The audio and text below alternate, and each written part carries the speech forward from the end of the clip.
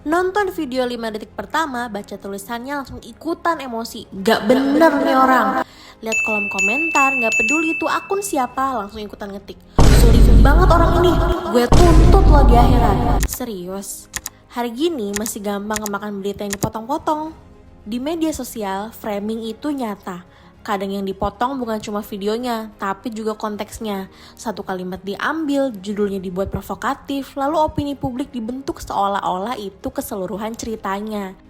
Padahal kalau lengkapnya, konteksnya tuh beda. Bahkan yang dinarasikan berita juga salah total.